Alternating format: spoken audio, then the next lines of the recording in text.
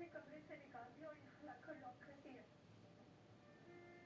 तुम्हें परेशान होने की जरूरत नहीं है, मैं हूं ना तुम्हारे साथ।